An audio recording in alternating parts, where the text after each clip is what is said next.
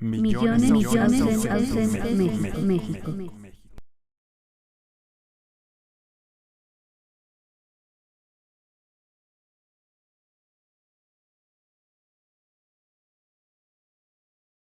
Bueno, mi nombre es Francisco Westermayer, soy chileno, bioquímico. Tengo un doctorado, un magíster en ciencias biológicas. Bueno, primero nací en Valdivia, en el sur de Chile. Estudié bioquímica en la Universidad Austral y luego me fui a Santiago, a la capital, a hacer mis estudios de posgrado, mi magíster en ciencias biológicas y luego mi doctorado en ciencias fisiológicas en la Universidad Católica de Chile. Corrí el año 2010 por ahí, hace ya unos años, 12 años atrás. Durante ese tiempo, mi foco principal de investigación estuvo en enfermedades del embarazo, principalmente diabetes gestacional, obesidad durante el embarazo y las células endoteliales del cordón umbilical, y esa fue mi conexión con lo que probablemente vamos a conversar un poquito más adelante. Muchas gracias. Pues para empezar, ¿qué es la encefalomelitis miálgica o síndrome de fatiga crónica?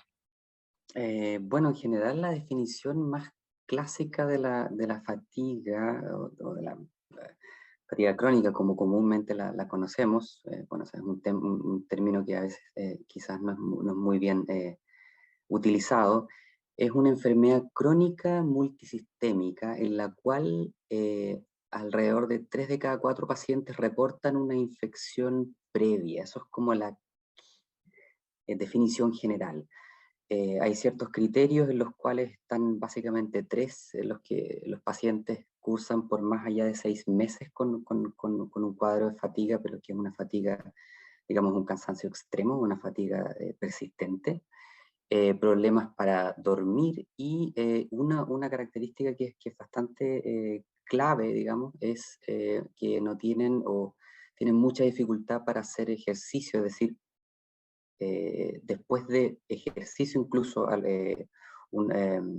incluso no solo ejercicio, sino también un esfuerzo mental, o hay un desgaste bastante grande, un cansancio.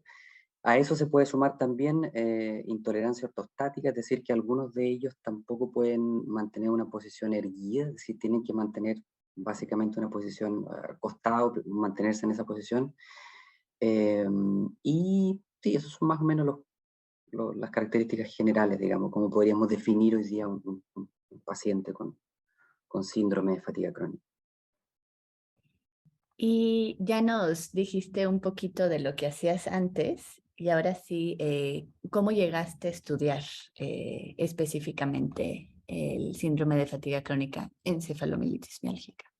Sí, eso fue bien interesante porque cuando comencé a trabajar acá en Austria, fue en una reunión, en una conversación en realidad, más que una reunión con una colega en ese tiempo, en ese momento ya era directora del instituto.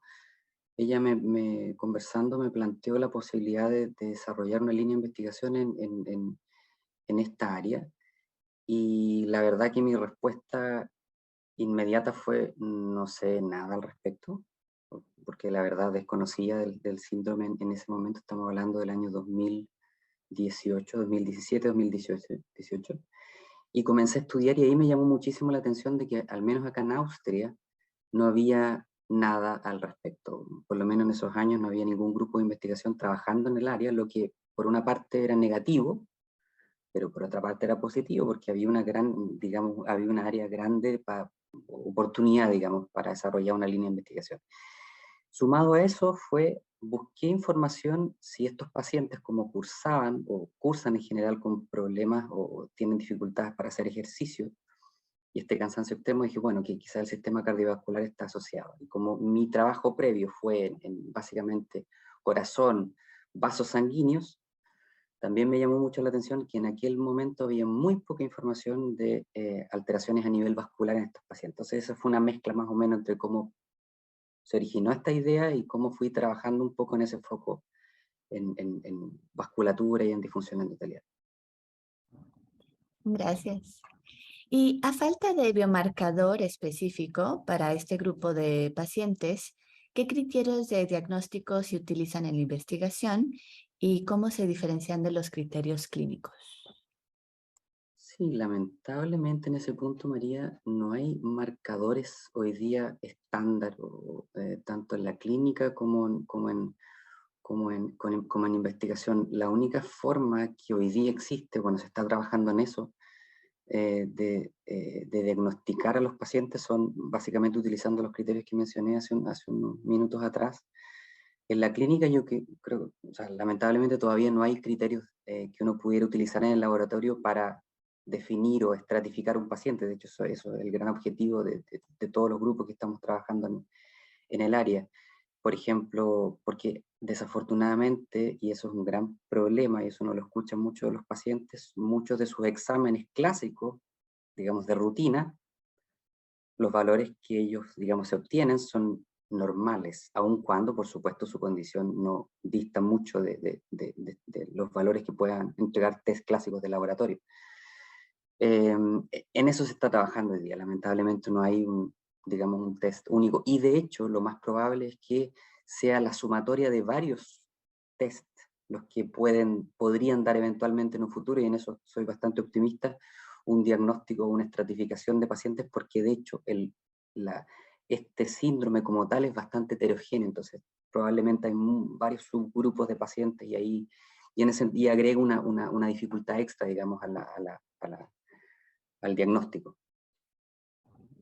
Y a falta de todo esto, ¿cómo es que ustedes seleccionan un grupo de pacientes? Ya que no existen todavía esos estudios específicos. Sí, eso es una muy buena pregunta. Nosotros tuvimos la suerte, o tenemos la suerte actualmente, de que al menos los dos estudios que hemos publicado hasta el momento hemos utilizado muestras de pacientes del Biobanco en Londres. Ellos ya llevan trabajando un tiempo y utilizan un criterio que es básicamente los criterios que yo mencionaba, que son criterios más o menos estándar. Bueno, ahí eh, hay algunos criterios que, por ejemplo, el criterio Fukuda, por ejemplo, el criterio canadiense que se conoce normalmente. Hay ciertas diferencias entre ambos, pero en general nosotros, nuestros pacientes, o al menos la cohorte de pacientes o las muestras que recibimos, son, por supuesto, los controles y pacientes que manifiestan una enfermedad moderada a un grupo de pacientes con una enfermedad, digamos, severa, los cuales en este último grupo son aquellos pacientes que no son capaces básicamente de levantarse, que están básicamente postrados la mayor parte del tiempo. Digamos, esa es la diferencia entre pacientes moderados que pueden desarrollar más o menos una vida relativamente, digamos, no diría normal, pero dentro de ciertas posibilidades, al menos a diferencia de los otros que prácticamente no necesitan apoyo y digamos, un soporte tanto de familiares o de personal médico asistencial prácticamente las 24 horas. Gracias. Y pondremos vínculos al UK Biobank y todos esos datos. Ahora sí, si puedes comentarnos un poco más sobre los estudios en los que has participado, en qué se han enfocado en relación a esta enfermedad. Sí, los estudios en los que he tenido la suerte de participar, y digo suerte porque en ese camino también he conocido investigadores brillantes que nos han ayudado muchísimo a entender este síndrome de formas distintas. Hemos colaborado con Carmen Scheibenbong en Berlín, con Nuno Sepúlveda, que lo conocí en Londres, y ellos nos, nos han ayudado a entender, digamos, este síndrome desde nuestra mirada, o el aporte que nosotros hemos hecho es desde la mirada vascular. Ese fue nuestro foco principal, o es nuestro foco principal, es entender un poquito, pero a nivel celular, porque habían algunos estudios que mostraban, de hecho hay un reporte, o fue el primero el que nos motivó a trabajar, de que pacientes diagnosticados con este síndrome tenían dificultades o alteraciones a nivel vascular. ¿Qué quiere decir esto? Que sus vasos sanguíneos no estaban funcionando de manera, digamos, normal o apropiada. Entonces nos llamó la atención y dijimos, bueno, porque siempre cuando se plantea una investigación uno tiene que dar un paso adelante de lo que ya está escrito. Entonces nuestro objetivo fue, bueno, intentar buscar algún tipo de marcadores, de alguna forma, en sangre. Nuestro primer estudio, que lo publicamos el año 2019, perdón, el 2021, perdón, 2019 partimos con ese proyecto. Describimos una serie de, digamos, marcadores, son, no quiero dar, digamos, quizás el nombre técnico, son microRNAs, pero de alguna manera son marcadores que de alguna manera han sido asociados no en fatiga crónica, pero en otro tipo de enfermedades que cursan también con disfunción endotelial. Intentamos de alguna manera estratificar los pacientes y mostrar que hay un grupo de estos marcadores que está elevado en plasma de pacientes que cursan, tanto en moderados como en severos. El siguiente paso que hicimos fue utilizar esas mismas muestras de plasma e incubamos, fue un estudio bien bonito, al menos para nosotros, porque quisimos trasladar in vitro y ver qué ocurría en estas células endoteliales.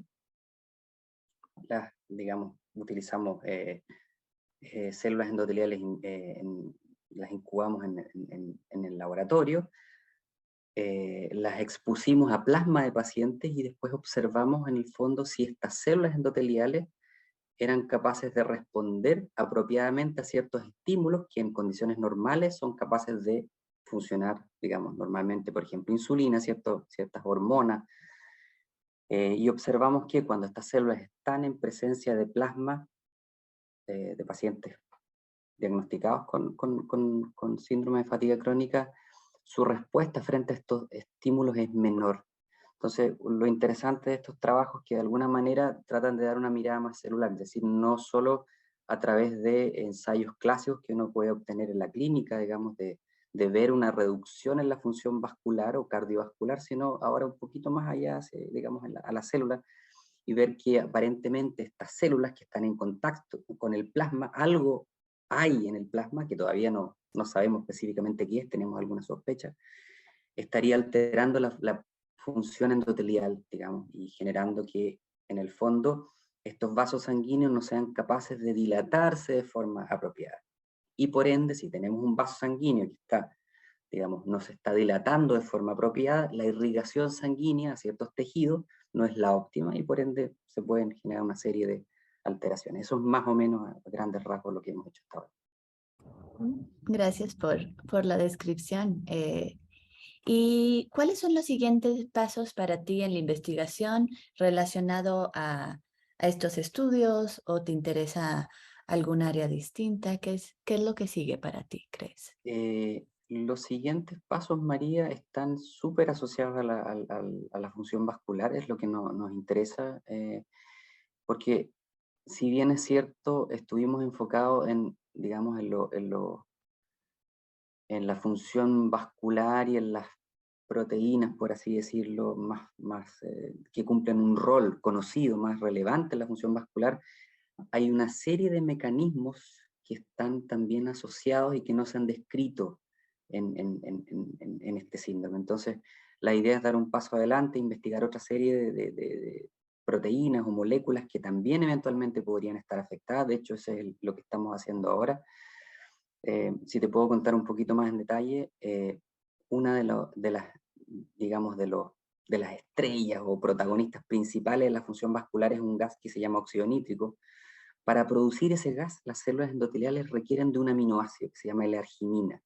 Y las células endoteliales capturan ese aminoácido y lo procesan, digamos, por una serie de mecanismos.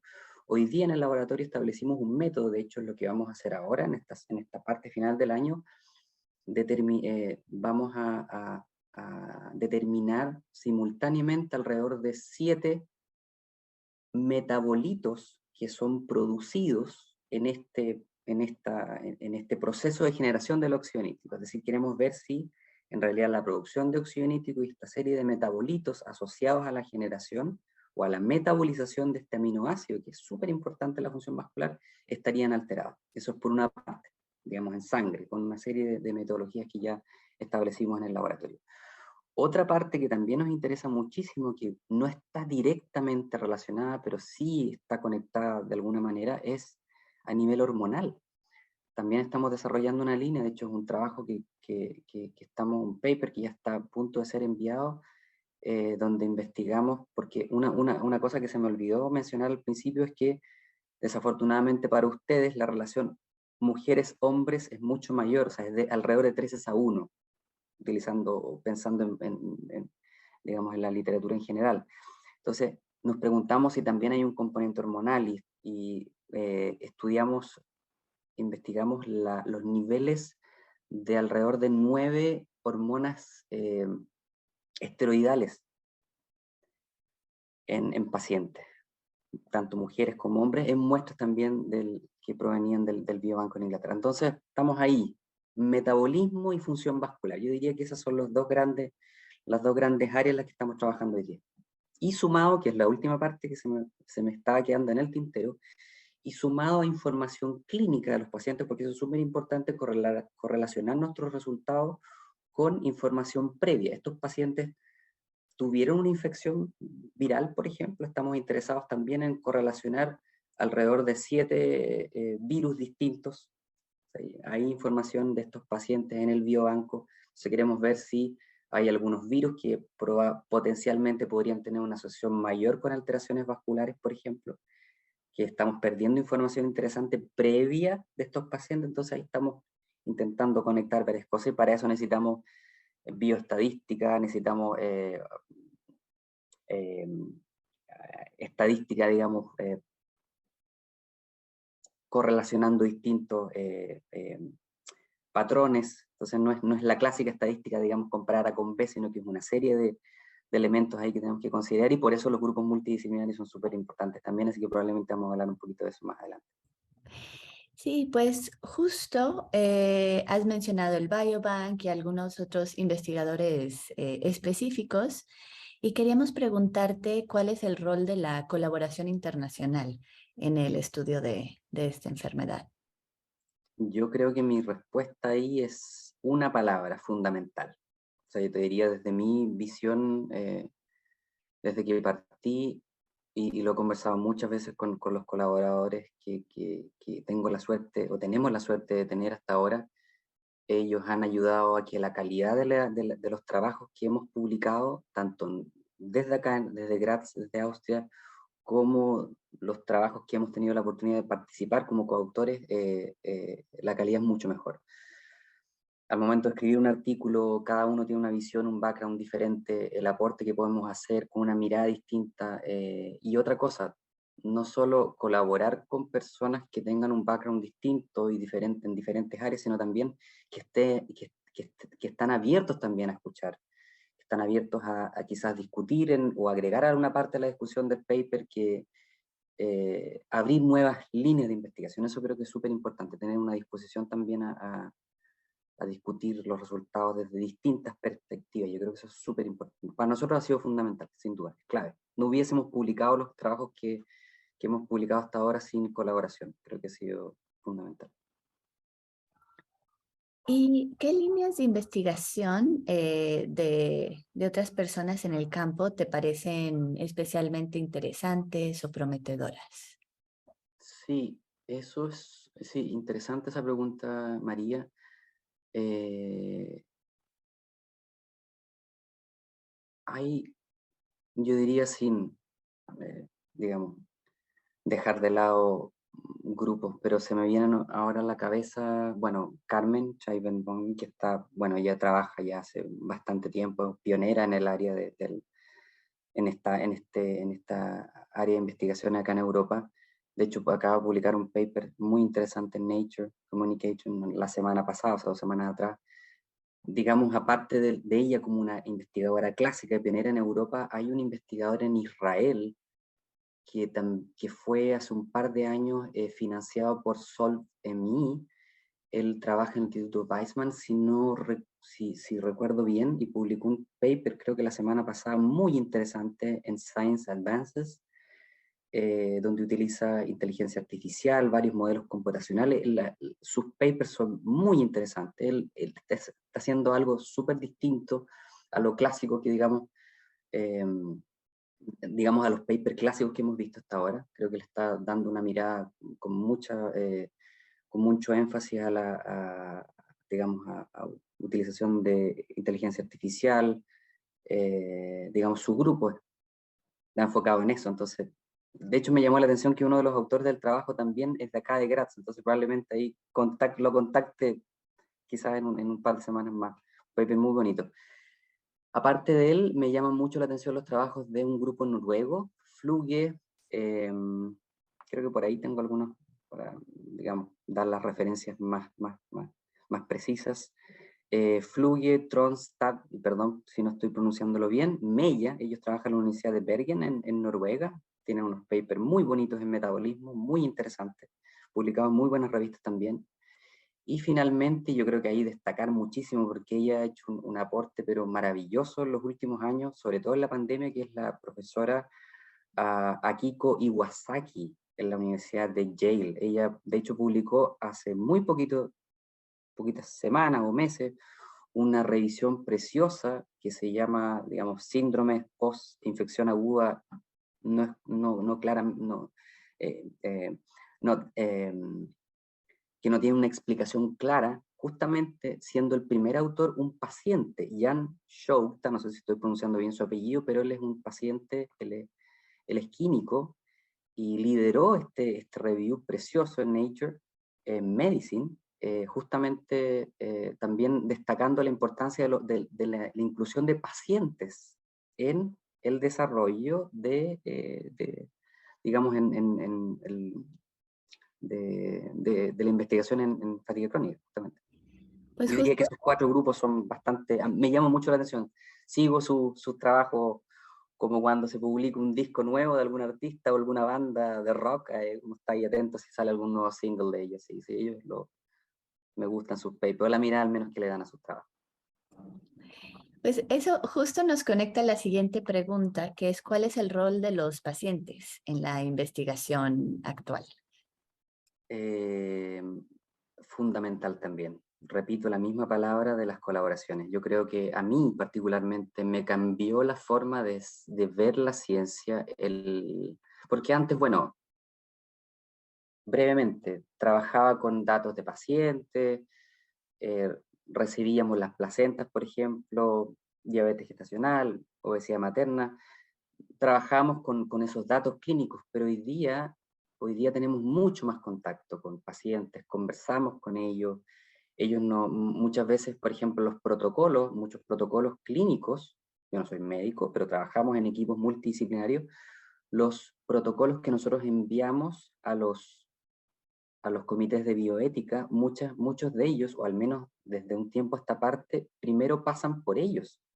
Hay ciertos grupos de pacientes, por ejemplo, acá en Austria, en Viena, nosotros les enviamos digamos, estos protocolos de ética o los procedimientos y ellos nos sugieren, Francisco, quizás este procedimiento para nosotros puede ser un poquito, digamos, quizás el tiempo hay que reducirlo. Ellos tienen una voz, o su voz es importante en el fondo para tomar decisiones, porque muchos de los parámetros que se miden a veces requieren que sean, digamos, visados por ellos también.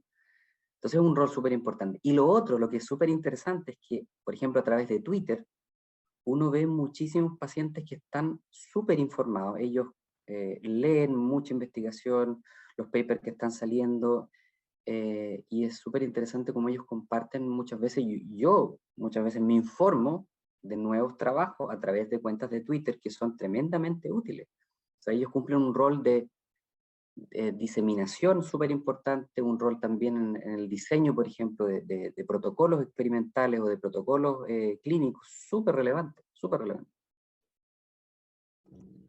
Y la última pregunta de esta sección es, ¿qué se necesita para acelerar nuestro entendimiento de la encefalomielitis miálgica, ME/CFS? Yo veo dos perspectivas. La primera, por supuesto, que es clave, es mayor financiamiento, o sea, mayor apoyo. Eso es fundamental, porque al final es un círculo. Se requiere dinero para hacer investigación, si no está esa información disponible, tampoco hay mayor conocimiento. Y lo otro, yo creo que lo he visto ahora, digamos, en el curso de estos años, mayor disposición también de la comunidad científica, porque no solo desde el otro lado, también a investigar más a fondo y de forma más, sí, a fondo, ¿no? O sea, con mayor eh, minuciosidad este síndrome. Yo creo que por mucho tiempo, y de hecho es algo que nosotros hemos escrito literalmente en los papers, han sido negligenciados, literalmente, o sea, creo que es la palabra más correcta para decirlo, y creo que ahora la comunidad científica y nuestros pares también están tomando mucho más en consideración este síndrome como tal, y por ende creo que la calidad de los trabajos que se están publicando sí, es mayor, son mucho mejores los trabajos. Y eso está generando un círculo virtuoso en los últimos años. Y aquí importante preguntarte también, ¿cuál es la relación que se está viendo entre ME/CFS, encefalomilitis miálgica, y long COVID, que muchas personas están desarrollando, COVID persistente en español? Sí, hay una relación bastante cercana, que por una parte es lamentable porque estamos viendo un aumento significativo de personas que están afectadas por, este, por esta condición. Hay muchísimas similitudes entre el síndrome de fatiga crónica y el COVID persistente.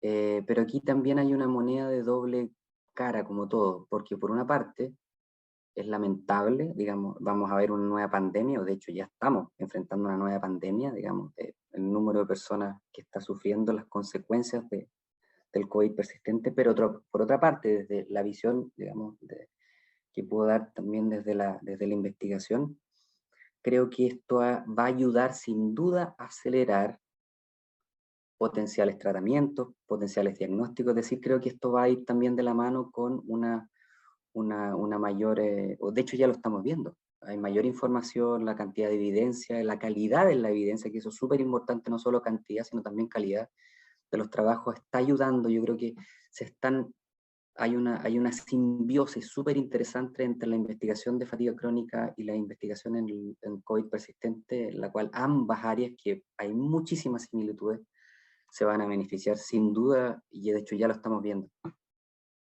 sea, soy bien positivo en ese aspecto. Sí, muy, muy buena noticia esa, aunque muy triste que tanta gente más Sin duda, por supuesto. Sí. tenga que sufrir eh, para que haya más avances en el área. Este, y ahora que está creciendo más, nos interesa saber cuáles serían tus recomendaciones para otros investigadores hispanoparlantes que quieren entrar en esta área de investigación. Mi recomendación. Em, una opción interesante, porque sin duda reclutar pacientes no es fácil al principio. Si algún investigador está interesado en desarrollar una línea, digamos, en esta área, lo más complejo es establecer toda una maquinaria de reclutamiento de pacientes, porque lo que necesitamos en el fondo es tener muestras para poder desarrollar nuestras líneas de investigación, sean como es, desafortunadamente, un síndrome multisistémico, digamos, eh, se pueden desarrollar distintas áreas, pero lo importante es tener acceso a muestras de a pacientes. Y eso, en un principio, pensando en alguien que quiere desarrollar una línea de investigación o que está interesado, es complejo partir con eso. Una alternativa, que es una muy buena opción, que nosotros, digamos, la tomamos en un principio, estoy contando un poco lo que nosotros hicimos, la estrategia que fue contactar al biobanco en Inglaterra, y hoy día también SolveMI tiene un biobanco, es decir, uno puede postular un proyecto, es decir, solicitar muestras de pacientes. Si uno escribe un proyecto, normalmente es un proyecto breve, estamos hablando digamos, ellos establecen ciertos protocolos en los cuales pasa por un proceso de revisión y después si se aprueba ese proyecto se escribe un proyecto full, digamos, completo.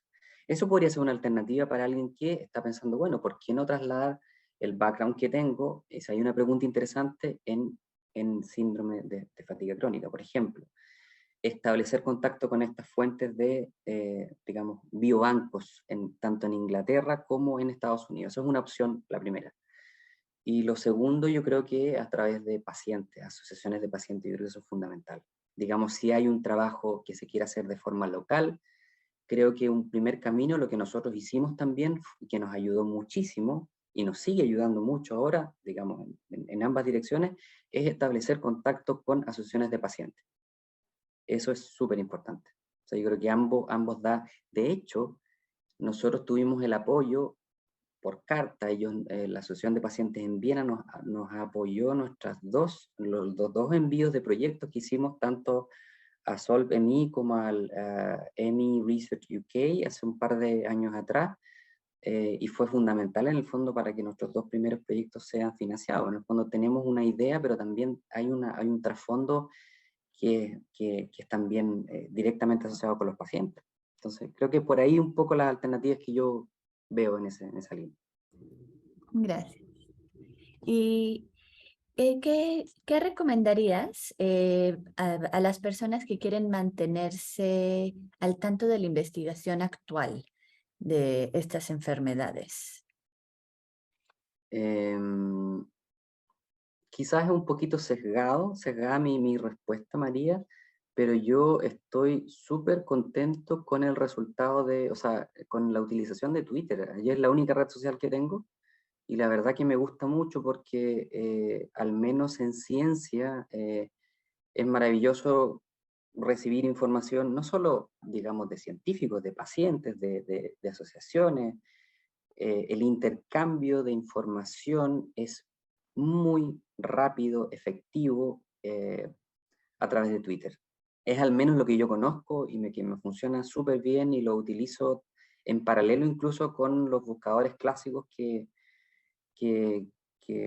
digamos, a los cuales estoy acostumbrado, que es PubMed, por ejemplo. O sea, Twitter es una herramienta fundamental. De hecho, me llamó mucho la atención, eso te lo comento también, que incluso hoy día los papers, las afiliaciones en algunas revistas, no solo están incorporando, bueno, lo clásico, que obviamente la afiliación de la universidad donde tú estás enviando tu trabajo, sino también la cuenta de Twitter del autor o el coautor del trabajo.